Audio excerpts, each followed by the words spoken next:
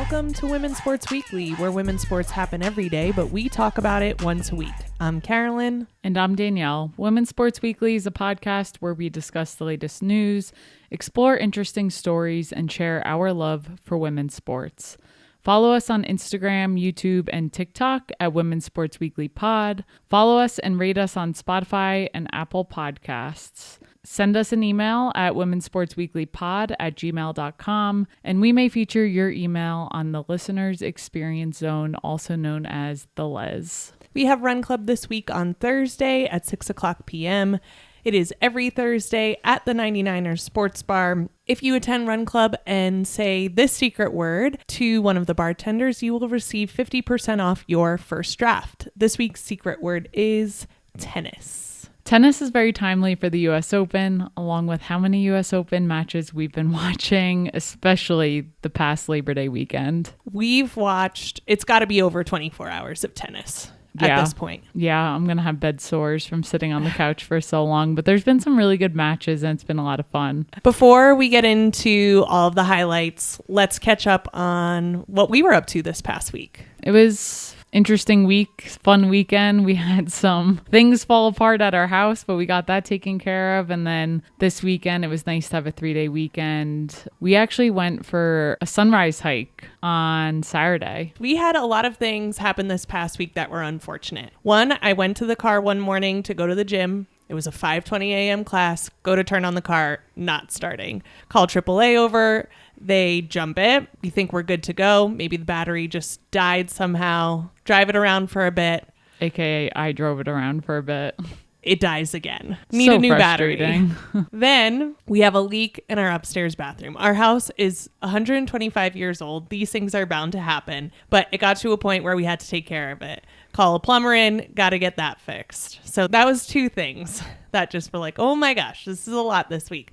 Third thing, you convinced me to do 2 14ers in one day on Sunday. If you're from the Colorado area, you've probably heard of Grays and Torreys, where you can hit 2 14er peaks in one hike. We weren't going to do 2 separate hikes. It would have been 8 miles round trip. Unfortunately, it did not happen. It didn't happen because we woke up super early. Our alarm was set at 3 a.m. to do this hike. Yes, let that sink in. And we get up, we go, we get to the parking lot by like 4:20. Parking lot is filled. Yeah, people were coming down when we were going up, and we spoke to someone and they were like, it's already full up there. I advise you turn around. And at 4:20 a.m., didn't think that could happen.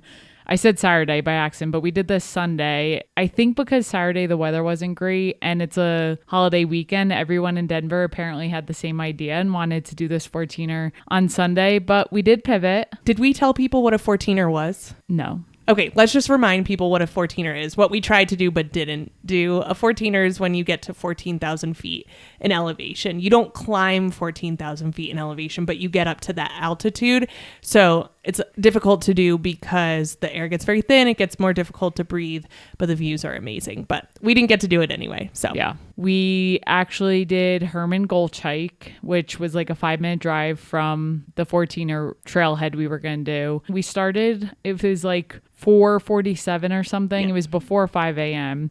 And I would say the first at least hour, it was pitch black out and the stars were wild. And it was just us and Scout out there, which was a little spooky. Yeah, the whole time I was like, we're going to die. No one's going to find us for a long time because I didn't tell my family where we were going. And it's way too dark out. And we were 2 women alone. And I don't think I'll do that again. But it was very cool to see the stars. But I think we were one bad person away from ending up on a true crime story. I asked you, I said, do you think it's okay to start in the dark? And you were like, yeah. And then you got spooked when we were on the hike, but it was beautiful. We got some awesome pictures of the stars. We got to the top of the hike. It was an out and back and we saw the sun rise over the mountains. It was really beautiful. So although it wasn't the hike we wanted to do, it's still just a great time of year to hike. It's cooler out, which is nice, at least in the mountains. It's still pretty hot in Denver, but we were really tired the rest of the day. We both took naps, which is rare for you to take a nap. More common for me to take a nap on the weekends. Did it while watching tennis, so it was wonderful. Yeah. We do have a lot of highlights to cover this week. So with that, we will get into the highlight reel. First up, Women's Rugby World Cup, which we did watch over the weekend on Saturday. Once again, we witnessed a tie, which I feel like there's been a lot of ties lately, but the U.S. did play Australia this past Saturday, and the final score was 31-31. I will say that I think that this has been one of the better matches within the Women's Rugby World Cup. So we did watch one of the better matches as a whole within these group stages. It was the US versus Australia, like you said, but their nicknames are the Eagles versus the Wallaroos. Yeah, which I feel like we never hear USA being called the Eagles. It makes sense. But yeah, the Wallaroos really we were getting a kick out of that. A wallaroo is not a kangaroo. It's not a wallaby. It's not a mixture. It's actually its own separate species called a wallaroo. Just a fun fact for you. I tried to pull up all three and I can't really tell the difference between the three. So if we have any Aussie listeners who can tell us the difference between each, like what maybe defining characteristics, I would love to know. Let's get into this match. Australia had a 9-point lead at halftime, but then the US came out in the second half with 2 tries in 12 minutes. For our listeners who don't know rugby as well, because we're still getting the hang of the rules, if you think about football, a try is similar to a touchdown. So that's how you score. It's a try. You get 5 points for the try itself. Similar to football, you get the opportunity for a 2-point conversion where you have to kick it into the field goal. The crazy thing about rugby, you're trying to get to a good part of the field, like mostly the center, so that your kick is from the center. But a lot of times in rugby, the kicks are from weird angles. Yes. And really hard to get into the field goal. But they do hit some of these crazy angles, which is impressive. Definitely. They are able to convert on some really difficult angles. It's pretty amazing to watch. But both teams during this match did miss some crucial conversions. One time the US was kicking it and they were taking a long time, and it was like on this little, I don't know, it was on a stand and the ball fell off the stand because of the wind, and then they just ran out of time. Anything. There's a clock and they have to kick it in a certain amount of time, and by the time they were going to put it back on the stand, they ran out of time, and that one really drove me insane. There were also a lot of penalties in this match, a lot of penalties that we didn't quite understand because we're new to rugby. It was interesting to see. Also, this game did end in a tie, and both teams were crying after the match, and I think both teams are upset they couldn't close it out and ensure their way out of the group stage, because we're still in the group stage. We have one more weekend of group stage matches, and neither the US or Australia have a super clear path to get into that next stage. England, who's in the group stage with them, definitely does. I want to talk about a couple players on the US. So obviously we have Alona Mar, who's playing with the US, and just amazing to see and bring so many people with her because of her social media presence and just the person that she is. So that is one person, obviously, but there were a couple of others that I want to point out as well. Erica Jarrell Searcy, who plays for the U.S., she wears number 15. She is an absolute beast to watch on the field. She scored a try during this match. She's also gay. She's married. She's definitely worth the follow on social media. It's very funny. So cool to find a new player and be like, I want to follow this person. I want to know everything about them. So that was awesome. And then also Frida Tafuna scored 3 tries for the US, a hat trick for her on the day before her 22nd birthday, and earned player of the match. That's awesome. These players are so tough. They're getting tackled without pads. I do not understand how they do it. And let's just do a reminder. This pool A is England, Australia, the US, and Samoa. The US were absolutely smoked by England 69-7 in their first match. They tie with Australia in the second match, and then they play Samoa in this upcoming weekend, which we'll get into a little bit more. And Australia will play England to close out their group. So we need the US to beat Samoa, and we need Australia to lose to England, essentially. Well, yeah, I'll get into that a little bit more in our looking ahead. There's some more caveats, but yes. Let's go now on to what's been consuming our lives, the US Open. And Danielle, you have been the most into this US Open I've ever seen. You are slamming your hands on the couch. You are scaring our dog. You are screaming at the TV. What has been the change? I think you forget. I feel like I always get into the US Open. This year is probably more so than usual. I don't know. I told you that book I read, Carrie Soto's Back, really got me into it. I think just over the years being with you, I've gotten more and more into tennis because you always have it on when it's available. And it's like, I may as well start learning the players. And I have. That's part of it. Each world major, I get to know the players a little bit more. And it makes it more fun when you know people. And I honestly watch people on both the men's and the women's side, which is a lot of fun. So I think that's the biggest thing, just getting to know players and wanting to cheer for them. We need to talk about the most important thing first, and that is the fashion at the US Open. I really think there is one front runner for women's fashion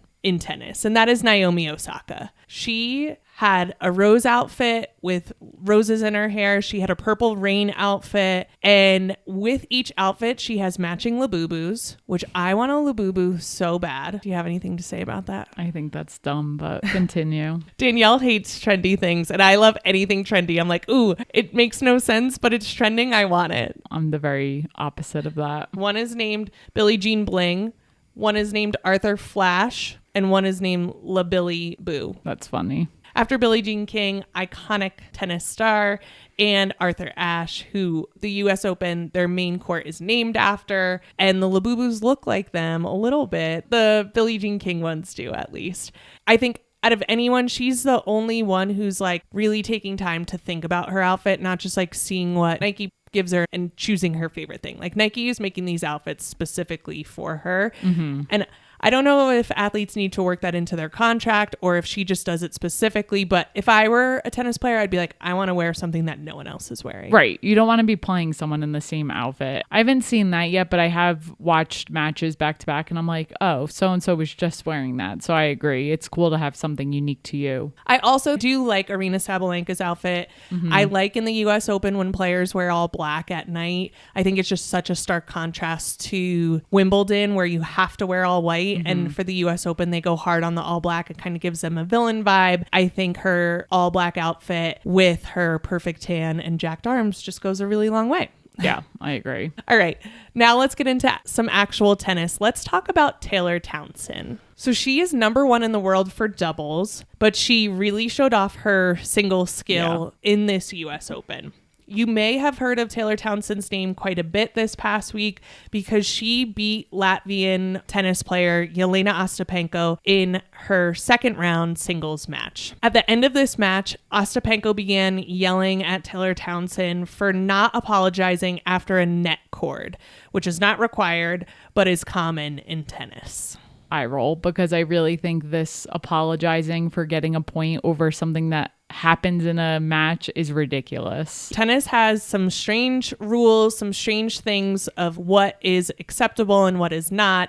A net cord is when you hit the ball and the ball hits the net and goes over to the opposite player's side and you end up winning that point. So you won the point because the net helped you in some way. It's part of the game. The net is part of the game. The net also prevents you from scoring a ton of points when you hit it into it. So I don't understand that part of tennis. This is the part of tennis I don't like. And it is common courtesy for the player who hit the ball, who won the point, to raise a hand. And it's like a sorry, not sorry. It's very strange to do, but you just acknowledge that, hey, that was a little bit lucky. This is like saying I should apologize if I use the backboard in basketball because the backboard helps me get a point.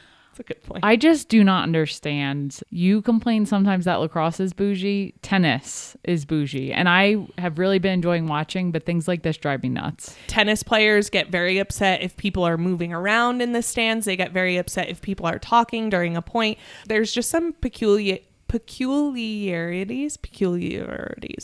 There's just some things in tennis that make it very unique and more exclusive than it needs to be.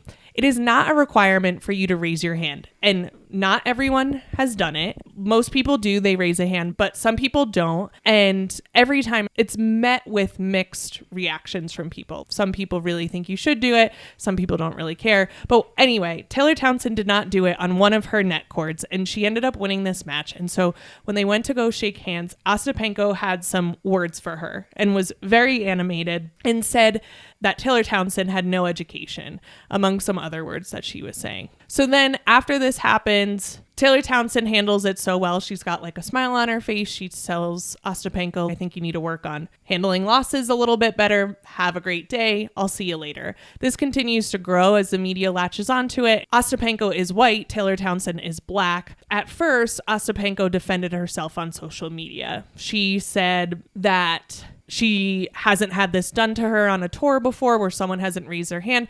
And Ostapenko, let me just put this into perspective. She's known for crashing out a lot. It's usually directed at her coaches, but her emotions have gotten the better of her to her detriment more than once. And this was just another example of that happening. So then she doesn't apologize the first time she takes to social media. She defends herself. The second time, she does kind of apologize. She said that because English is not her first language, which it is not, she didn't mean that Taylor Townsend doesn't have education. She meant that it was improper etiquette to use at a tennis match. So not really an apology. And then says that she didn't mean to say that Taylor Townsend lacked education and that she is sorry if it offended anyone. You do this sometimes when you apologize where you're like, I'm sorry. Don't bring me into this.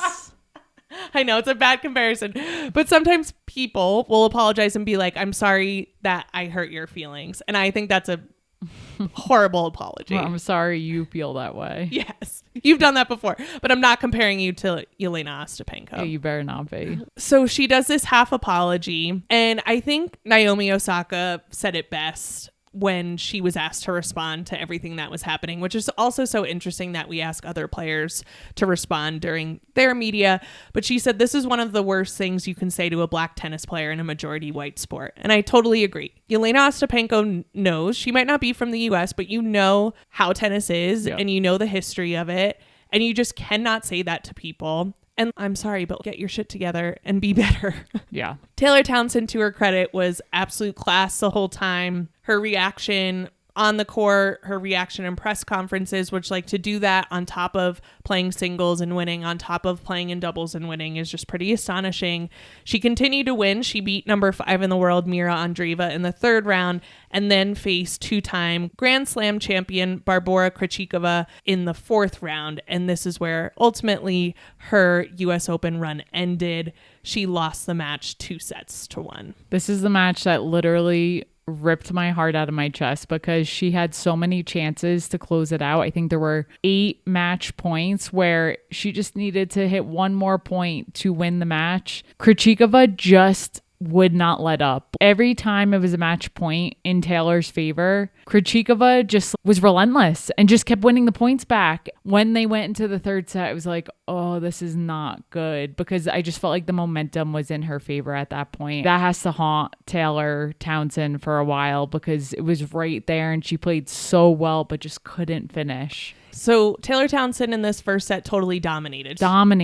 She won it 6-1. Honestly, I was like, this might go into 2 sets and be over. In the second set, they get into a tiebreaker. So they were 6-6 and then they go into the tiebreaker and it's points by points and it's 1-7.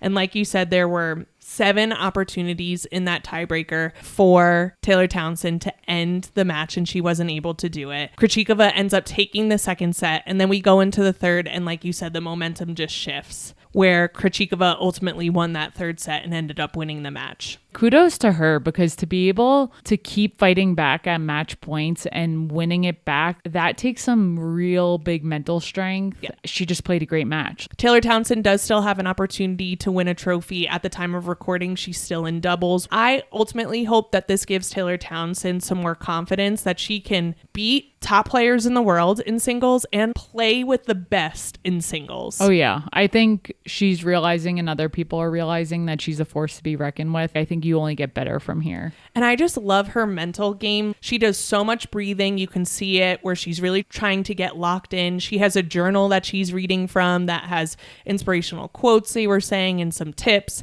And then I really like, I don't know what's in her snack box. Someone needs to tell us, but she took 3 snack bites each time she needed a snack. And I just love when people have their routine that they go through, but so mentally tough, especially with everything that was happening that week. And to do that at the US Open in front of a home crowd, I just hope this stays with her and lets her know, yes, she can be dominant in doubles, and she is, and she has an opportunity to be dominant in singles as well. Let's get into one more match of the US Open. We have to talk about Naomi Osaka versus Coco Gauff. Let's set the stage a little bit, because we've been watching Coco Gauff this whole past week, and she recently, as of a week before or even less before the US Open, got a new coach to help work on her serve. It has been a struggle this US Open, and you can see it.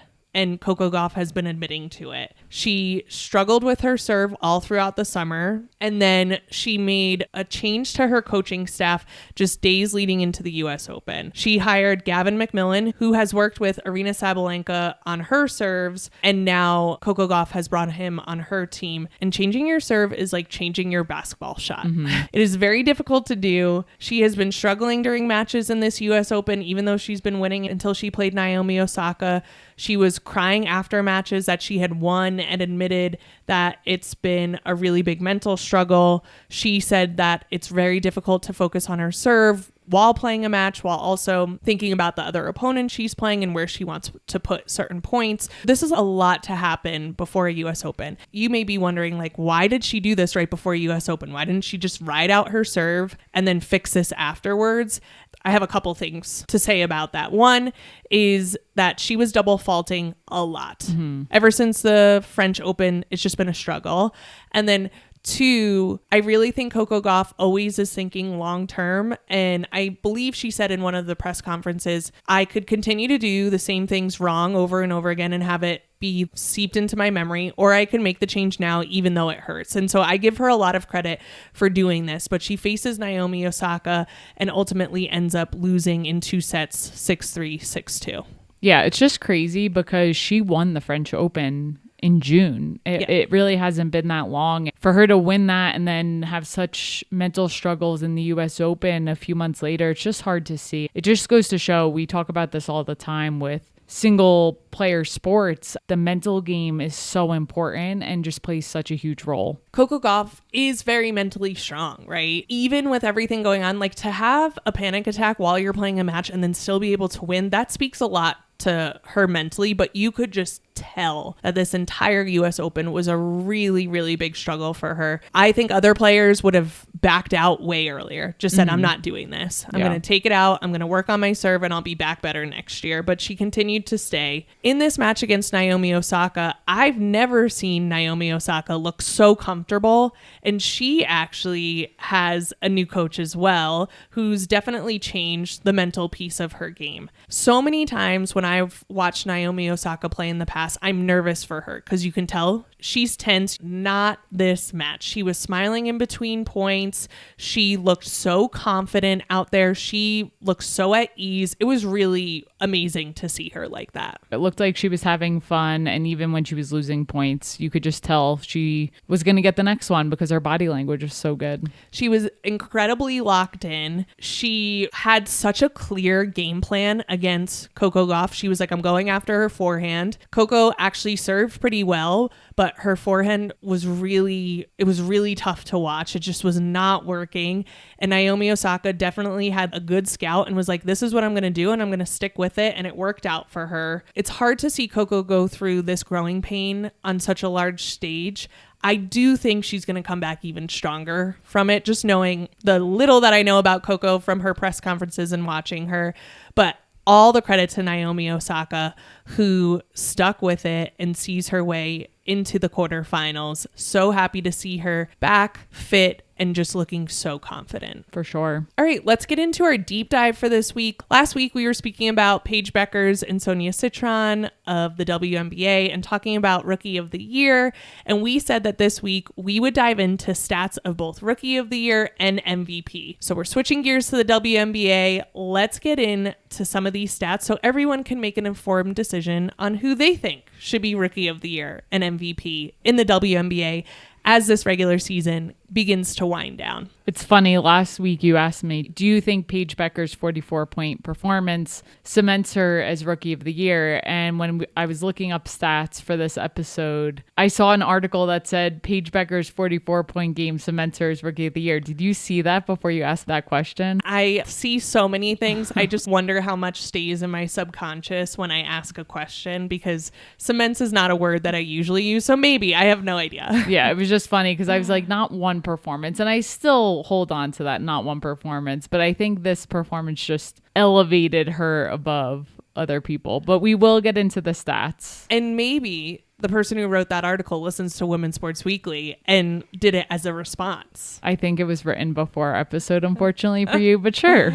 All right, let's get into this. So I do want to talk about Paige Beckers first. Once again, Paige Beckers is a rookie for the Dallas Wings. She was drafted number 1 overall this past year from UConn. And there's some categories that she's in the top 10 for in the league. In the league, not just amongst rookies.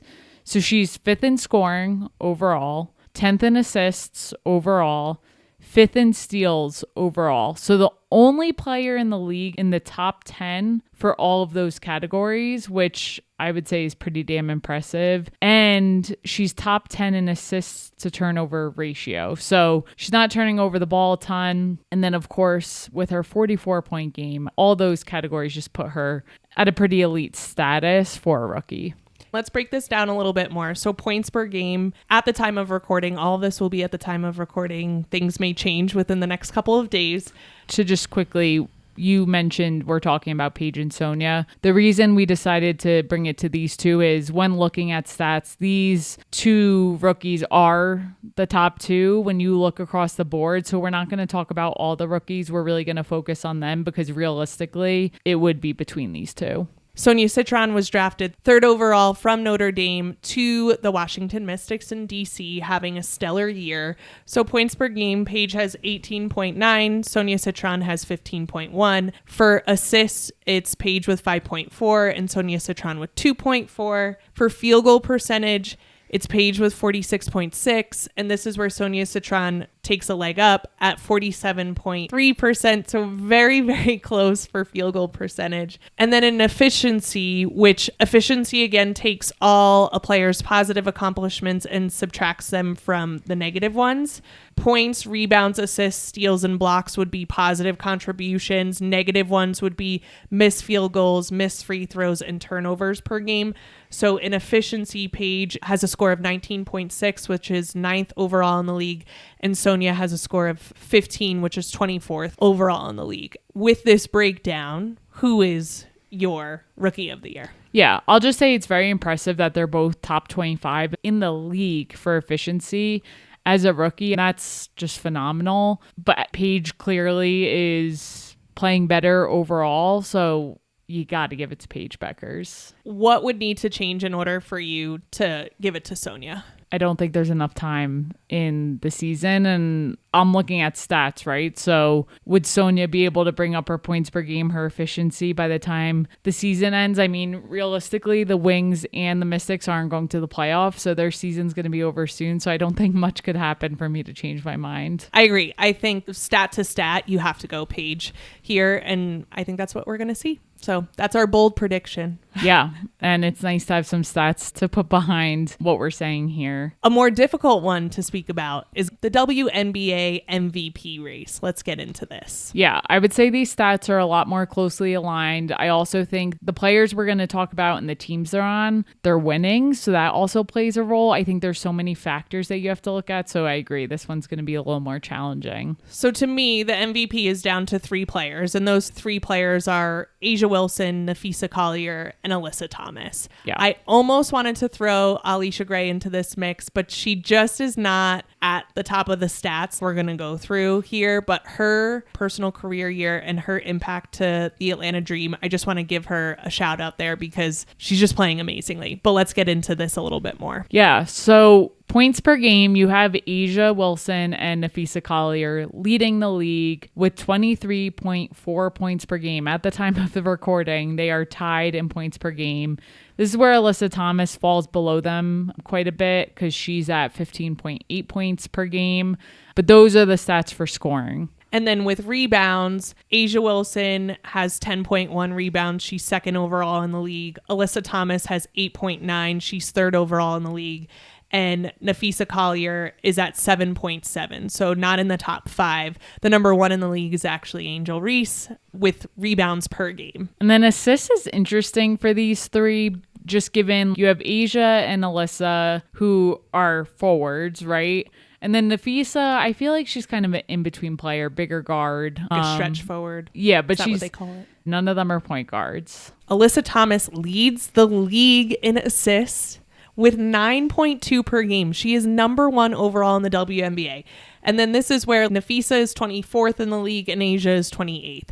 It is amazing to me that a forward leads the league in assists. I agree. And I will say one thing. This also may play into why Alyssa Thomas has less points per game. She's passing the ball a lot, where A'ja and Napheesa, I think, are probably taking more shots than her. Just something to think about. But it is pretty amazing at her position to have 9.2 assists per game. Yes. Let's get into field goal percentage. So Alyssa Thomas is the best out of the 3, shooting 53.9%. The next is Napheesa Collier at 53.1%, and then A'ja Wilson at 49.4%. And then the last category, similar to the Rookie of the Year, will cover efficiency. And you have A'ja Wilson, number 1 in the entire league with 28.4 efficiency rating. Napheesa, right behind her, has a 27.4, and then Alyssa Thomas ranked at 3 with 25.9. This is pretty amazing. It's amazing to be at a time where we have 3 people that we can talk about that could be potential MVPs. This race is incredibly close. It's not just one person outright, and I just think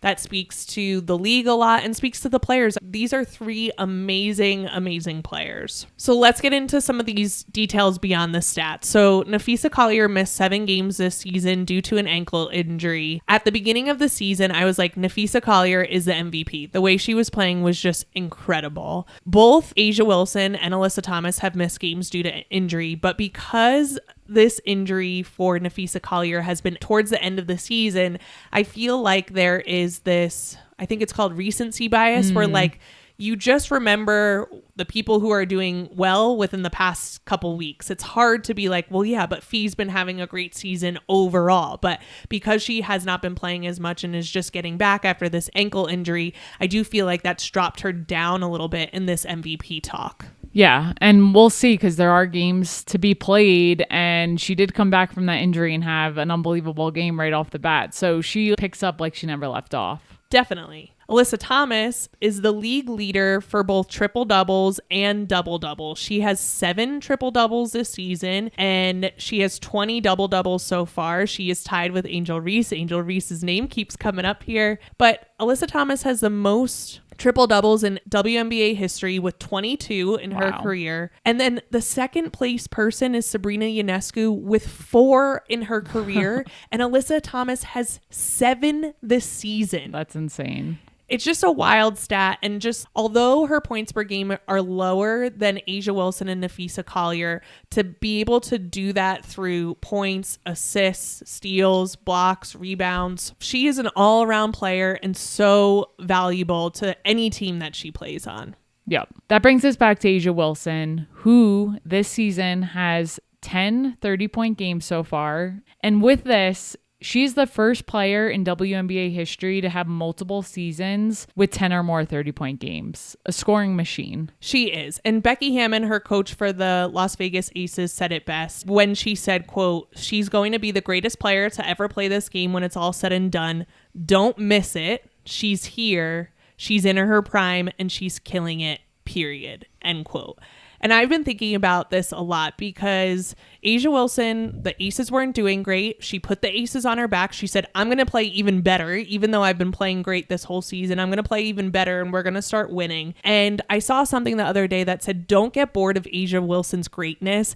Yes, she's won MVP multiple times now. She is always so consistent. Every time she goes out, she's going to have a good performance. She rarely has a bad performance. And to me, I'm like, are we just getting bored of her greatness? And that's why we're having these other MVP talks, but she's just so good. And I don't want to just give MVP to someone else because we're bored of how good she is. I think A'ja Wilson makes things look so easy that you're like, oh, that wasn't that impressive when it is, but she just makes it look so effortless that it tricks you. I think that's a great point, to not get bored with her greatness, because she is great. She deserves to be recognized as that. So who's your MVP? I have to say A'ja Wilson right now. Looking at these stats, just watching her play these past couple games, the Aces have really turned things around. I think A'ja has just been locked in. And if she continues to do that, I think the Aces are going to be scary in the playoffs. What about you? Yeah, going through the stats and having this conversation, to me, it's still A'ja. She's still the MVP to me for the 2025 season.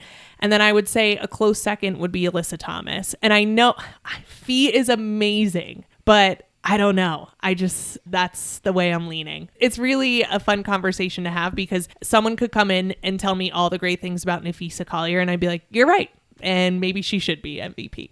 Yeah, and I would probably put her in my second in that category. But we'll see. I'm curious to see, one, who continues to play well, right? There's still games left in the regular season, and which way the votes go. I'm very curious. And to that end, voting for MVP is interesting because you vote for 5 players, I believe, and you rate them 1 through 5. Someone could get all first place votes, but if they, for some reason, don't get a lot of second or third place votes, like, they might not get MVP. So if you just are consistently named within that MVP talk, you have a good chance of getting MVP, even if you're not listed number 1 every time, because of how they do the rankings. So this is going to be very interesting.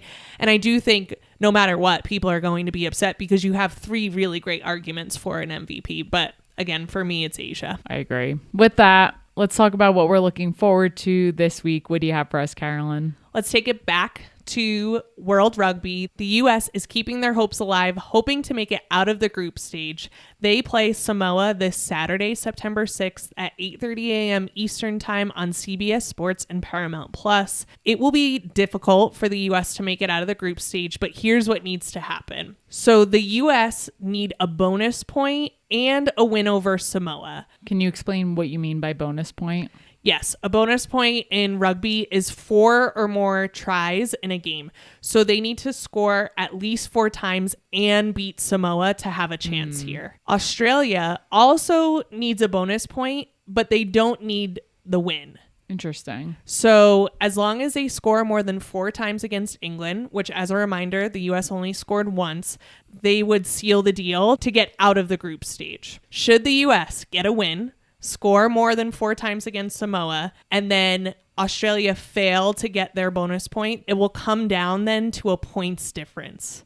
So on top of all of that, we really need England to take it to Australia, score a bunch on them, and the U.S. to score a bunch on Samoa. So it's not looking great. This makes a lot of sense why both teams were so upset after the tie, because this really, they have no idea. And they can't even decide their own fate necessarily. They can do certain things and the other team could do other things and still not end up in their favor. So that's going to be tricky. It's always a difficult thing when you don't own your fate and you have to have so many things happen mathematically in order to make it out. It's never fun, but it is possible. Yeah. What are you looking forward to this week? Staying on the U.S. Open train, the semifinals for the U.S. Open are this Thursday, and then the finals will be on Saturday, both on ESPN. The times are to be determined at this point, but please take a look Thursday and Saturday to see what time these matches are, because they're going to be good ones. That's it for this week. We will see you next week on Women's Sports Weekly.